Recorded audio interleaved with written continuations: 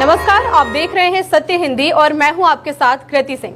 आइए रुक करते हैं इस वक्त की बड़ी खबरों की ओर। 14 साल पहले सर कोर्ट को मानते थे, अब नहीं मानते हैं। पूरा कोर्ट, मीडिया सब कुछ बिक चुका है इस सरकार के आने के बाद में। इस देश के अंदर अब संविधान नाम की चीज, कोर्ट नाम की चीज, कानून नाम की चीज, मीडिया हम लोगों, आप लोगों के भरोसे होते थे, अब हम आप लोगों को भी नहीं समझते। ये जमानत बिल्कुल बहुत गलत है, ये बहुत अन्याय हो रहा है हमारे देश की बेटियों के साथ। और ये जो बीजेपी सरकार है ये बिल्कुल गुंडा राज सरकार है। इसके जितने भी नेता हैं वो सब एकदम गुंडे हैं।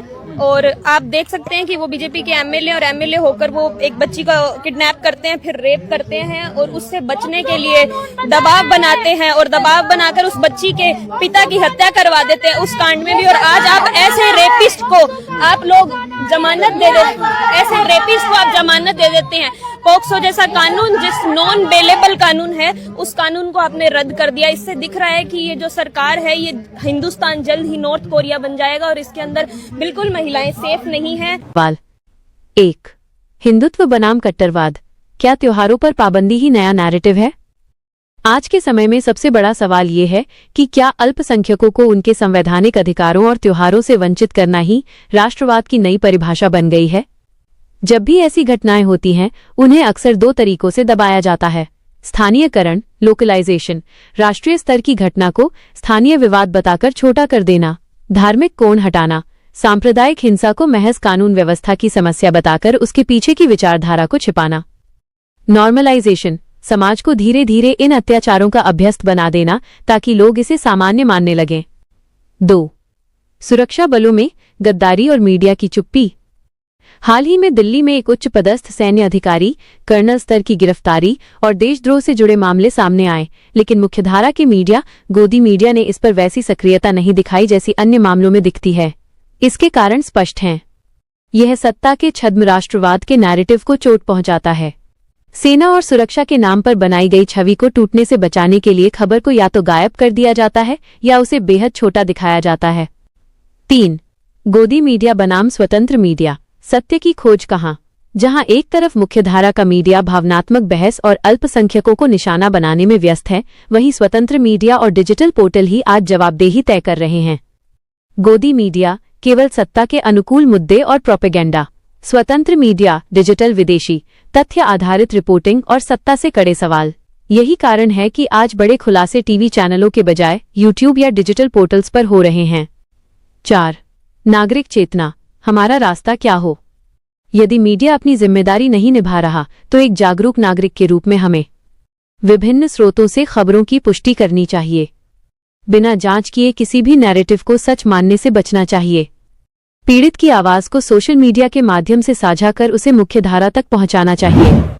निष्कर्ष: लोकतंत्र तभी जीवित रहता है जब मीडिया सत्ता का भोंपू बनने के बजाय उससे सवाल पूछता है। आज 25 दिसंबर है, पूरा विश्व क्रिसमस का त्योहार मना रहा है, लेकिन आज सबसे बड़ा सवाल ये है कि क्या भारत में हर नागरिक बिना किसी डर के अपना त्योहार मना पा रहा है?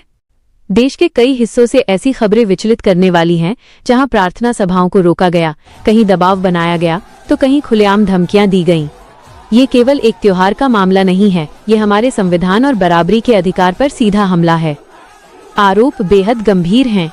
चर्चा ये है कि अल्पसंख्यकों को निशाना बनाने के लिए डिटेंशन सेंटर जैसे ढांचे तैयार किए जा रहे हैं, यानी पहले भय का माहौल, फिर गिरफ्तारियां और अंत में आवाज को दबाने की कोशिश। आलोचकों का मानना है कि 2014 के बाद से एक खास प्रक्रिया के तहत कानून का इस्तेमाल एक समुदाय विशेष को लक्षित करने के लिए किया जा रहा है और उत्तर प्रदेश जैसे राज्यों में नफरत की राजनीति को कथित तौर पर सत्ता का मौन समर्थन प्राप्त है। हमारा सवाल सीधा है, धर्म के नाम पर नफरत फैलाने वालों पर कड़ी कार्रवाई क्यों नहीं होती? क्या सत्ता की चुप्पी को समर्थन समझा जाए? अगर संविधान से ऊपर किसी विचारधारा को रखा गया तो ये वो भारत नहीं रहेगा जिसका सपना हमारे पूर्वजों ने देखा था। किसी धर्म के खिलाफ नहीं है, हम संविधान, लोकतंत्र और मानवाधिकारों के पहरेदार हैं। अगर आप भी मानते हैं कि सच को दबाया नहीं जाना चाहिए और हर नागरिक की आवाज सुनी जानी चाहिए, तो इस चैनल को सब्सक्राइब करें और वीडियो को लाइक करके इस आवाज को बुलंद करें, क्योंकि देश की आवाज टीवी 24 सत्ता की नहीं, सच की आवाज है। विशेष चेतावनी, याद रखें, सूचना के इस दौर में गोदी मीडिया से हमेशा बचकर रहें, निष्पक्ष रहें। कर्नाटक के चित्रदुर्ग में बस ट्रक टक्कर के बाद आग, 10 से ज्यादा मौतों की आशंका। तमिलनाडु में टायर फटने से सरकारी बस ने मारी टक्कर, 9 की मौत। दोनों हादसों में कई लोग घायल, अस्पताल में इलाज जारी। देश में एक बार फिर से भीषण सड़क हादसों ने लोगों को झकझोर कर रख दिया है। कर्नाटक के चित्रदुर्ग जिले में गुरुवार तड़के एक निजी बस की ट्रक से टक्कर के बाद आग लग गई, जिसमें 10 से ज्यादा लोगों के मारे जाने की आशंका है। ये बस बेंगलुरु से शिवमोगा जा रही थी। हादसे के बाद बस पूरी तरह जल गई, जबकि कुछ यात्री किसी तरह बाहर निकल पाए। वहीं तमिलनाडु में बुधवार को एक सरकारी बस का टायर फटने से बड़ा हादसा हो गया। बस डिवाइडर पार कर सामने से आ रही गाड़ियों से टकरा गई, जिनमें 9 लोगों की मौत हो गई।